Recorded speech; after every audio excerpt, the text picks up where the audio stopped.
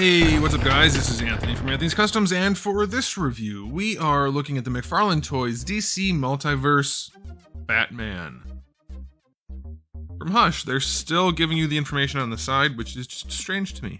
This is mostly the same Batman that we saw before, but it was in black then, and it came with Hush. This one is obviously a standalone release, and he's wearing a lot more blue than black. And that's definitely my favorite version of Batman, so I'm pretty happy to be reviewing this. I have some good news and some bad news. For those of you who remember that review, you can probably already guess what's wrong with this figure. It's mostly the same, but there is some good stuff. So let's go ahead and get it off the stand and take a closer look. This guy stands to the top of his head just about 7.5 inches, including the ears. Give him another 1/8 or 3/16. And that's going to make him roughly, we'll just call it just over 19 centimeters to the top of his head. Here he is up against Darwin. Obviously, they are not in the same scale. He's quite a bit taller. He's about 1.1, maybe 1.2 Darwins. All right, so let's do a quick question of the day. This is always a fair question. I know I've asked it lots before, but we have different viewers each time, and maybe people's opinions have changed. Which version of Batman, comic-wise, not movies or anything like that, is your favorite based solely on the suit? Not the story arcs or anything like that, just the suit. I am a very big fan of the Hush blue suit, blue and gray suit Batman. It might be tied for Long Halloween Batman. I really like both of those looks a whole bunch. Okay, so let's go ahead and get into the aesthetic on this guy. It is almost entirely the same figure as before, except where it was black, it is now blue, other than the logo. First things first, the colors are weird. McFarlane Toys seems to have this issue making things weird colors. I don't know what it is. The gray has a lot of yellow in it. The blue has a lot of yellow in it. It has like almost a teal color to it rather than just the classic blue, kind of like a dusty blue that he has in this version. And then the yellow, you would think would have extra yellow in it. It has too much blue in it. It's almost like an olive color. It's more yellow than olive, but it's weird. It's very, very weird. And then his face, the skin part, too much yellow. They like blasted right down the center of his face with yellow. The skin tone on the tops of the cheeks is not bad, but the flesh, like right around the mouth and under the nose, it looks yellow. I don't know if they were going for like stubble and don't know how to do it or what, but it's just, the colors are very strange. If you can get past that, then this is a blue and gray Batman. If you can't, it's more of like a teal and off gray Batman. Very, very strange looking. Now, as far as the sculpt goes, it is mostly the same. We still have the very wrinkly abdomen. You can see all the cloth sculpted in there, lots of wrinkles going on throughout that abdomen. And then nowhere else. There's no wrinkling really to speak of in the arms, the upper body, the lower body, anywhere. There's no wrinkling anywhere except for the abdomen, so it's very weird looking. That's definitely a poor choice. If you're gonna reuse parts, you need to make them more universal, because this looks ridiculous. He only has wrinkles in his outfit right here. It's just silly. It distracts from the figure looking as good as it can anyway. Proportion-wise, it's still weird. His lower legs are long. His arms are really low. I'll do a quick Photoshop for you guys. I know you'll like that. I think the last time I reviewed this mold, I did a Photoshop, and I don't think I was aggressive enough. I really want to push it to show you guys how cool these figures can look, to actually look like the comics. But his proportions aren't horrible, so I'll give him that.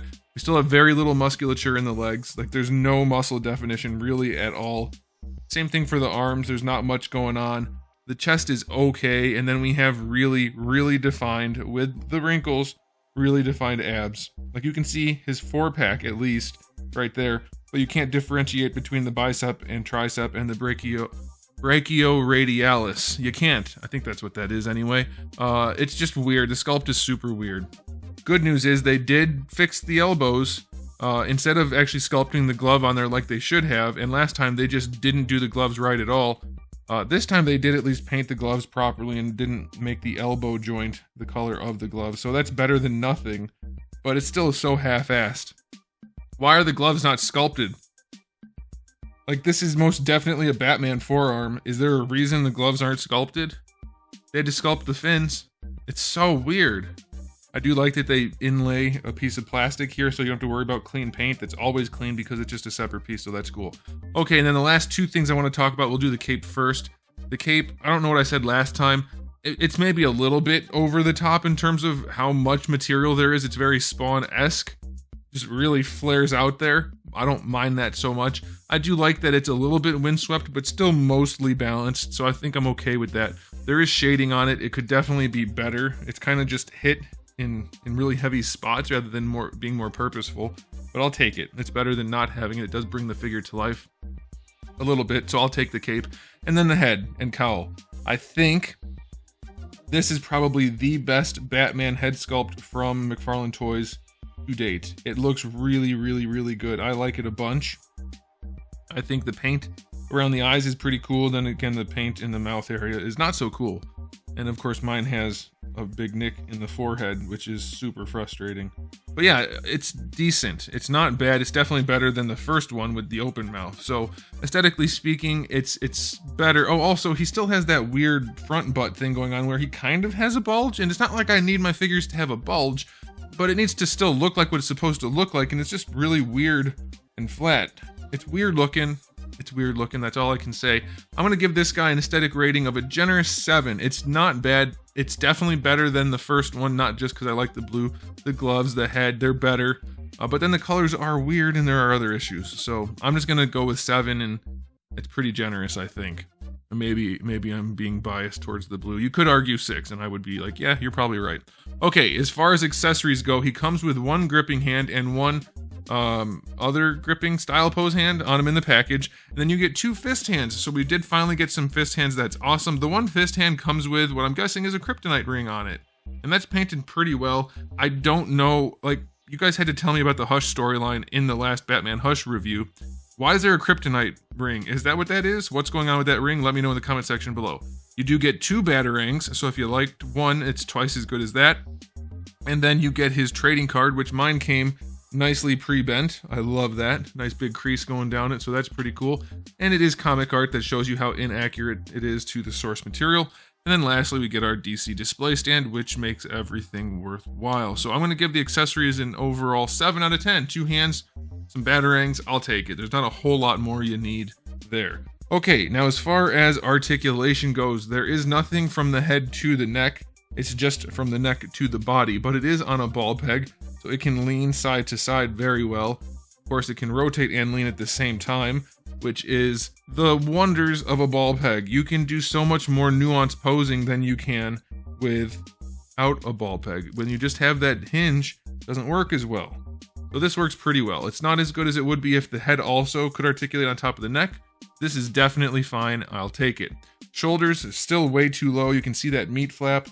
I already mentioned how low they were in the aesthetic, but there's the meat flap that they have to have in there to hide this useless butterfly type of joint.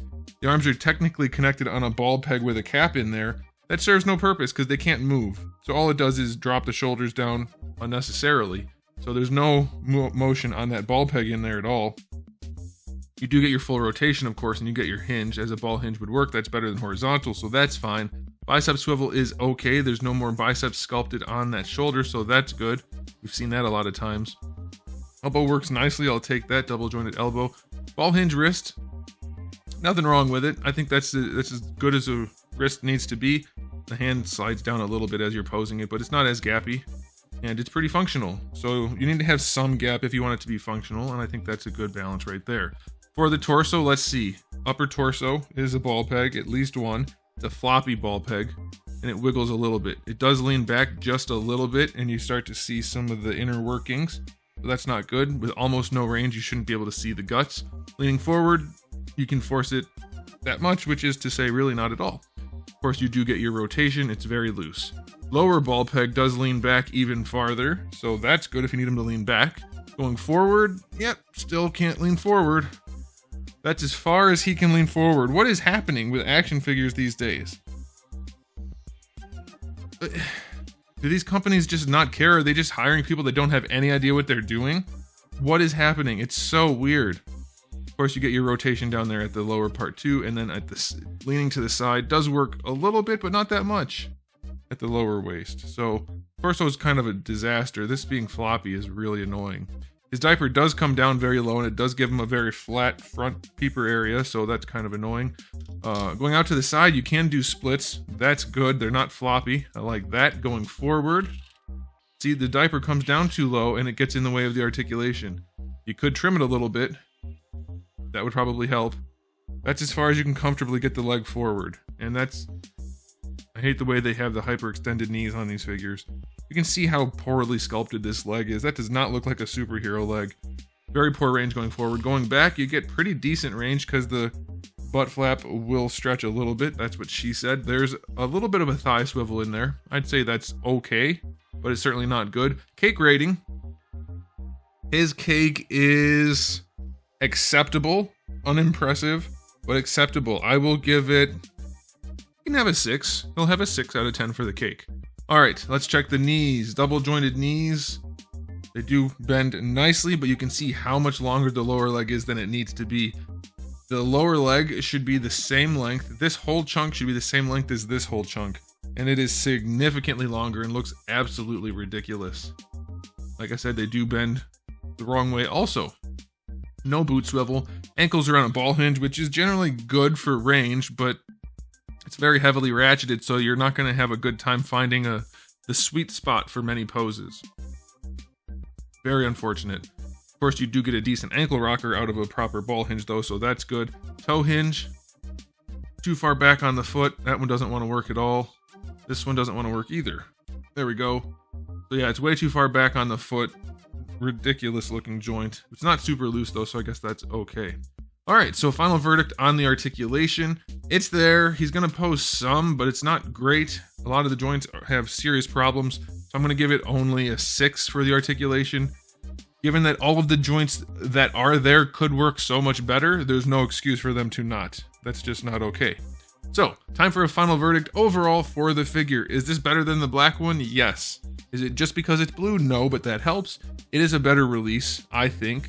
The head alone makes it better. The fixed gloves make it better, although I've heard some people found ones that had fixed gloves, so I don't know. Then the accessories make it better too, the fist hands and the open hands. So I'm going to give this guy an overall rating of, for a McFarlane Toys Batman figure, 8 out of 10. It does sorely need to be fixed, though. There are so many things wrong with it that don't need to be. It's very unfortunate. You guys can let me know what you think about that in the comment section below. So thanks for watching, guys. If you enjoyed the video, please do give it a thumbs up. If you didn't, give it a thumbs down. And if you haven't subscribed, you should. I have new videos almost every single day. It's every day but Wednesday, really. And thousands of videos already on the channel. So make sure you come back for all of that. In the meantime, keep collecting.